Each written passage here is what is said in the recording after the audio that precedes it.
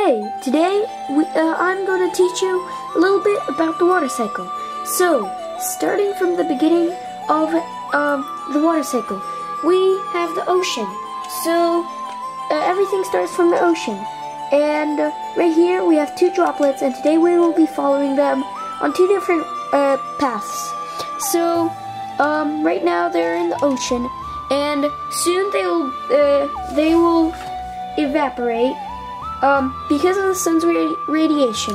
Now if we look closely, there they go, and they have turned into a gas, and now they're floating up to the sky. And now as they float, a process called condensation happens, and it forms clouds like this. 1 second. So it forms clouds like this, and condensation happens because the water goes up to the sky, or the gas, and it loses its heat, and so it becomes it collects together into a cloud. And so if we follow the cloud right now, it will move. 1 second. It will, and there goes the base plate. It will move right here, and the water droplets will start getting really close and intense, and soon the water droplets will start precipitating, and that is because of gravity. And one falls as a rain, and the other one focus, and the other one, 1 second, one falls as rain, and the other one falls as snow, which falls on this mountaintop. Now, the one that fell like rain, it fell on the grassy area or on the ground, and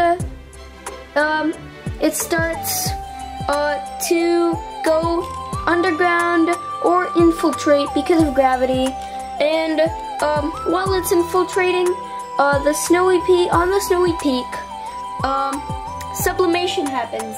Now, sublimation is when some really strong winds push from this side, and the snow goes into the air and turns back to a gas and floats up to the cloud.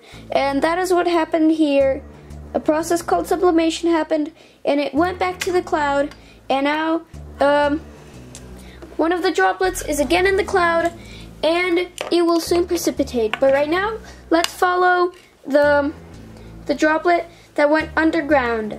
Now, that droplet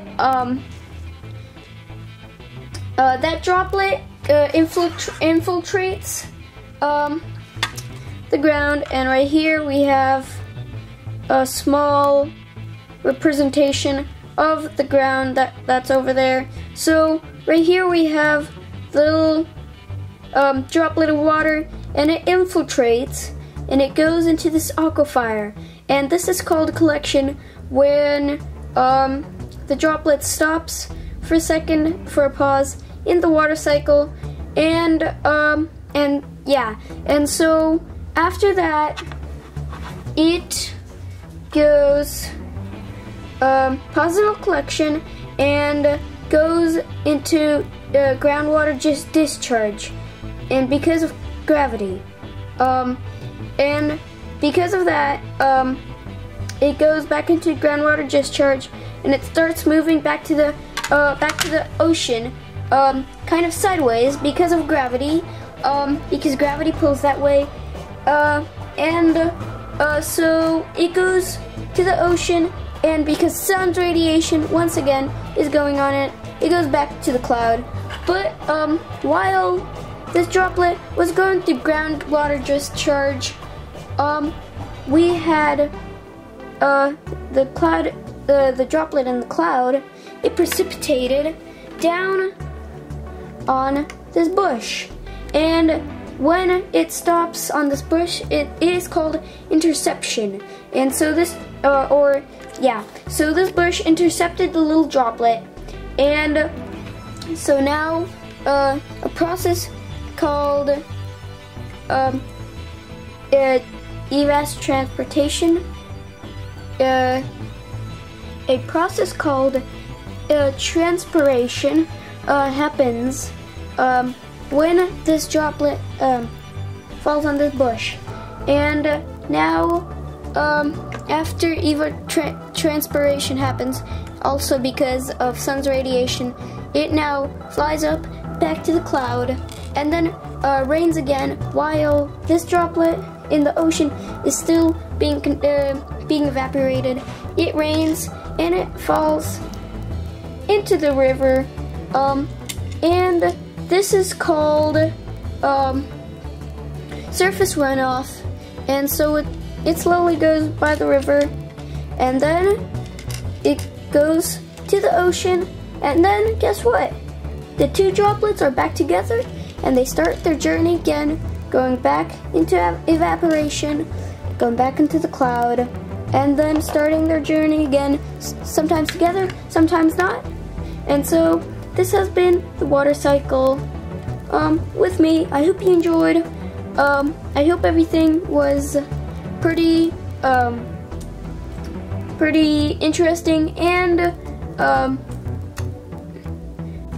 so I hope it was explained well, and I think this is it. So yeah, I hope you enjoyed the water cycle with me, and yeah,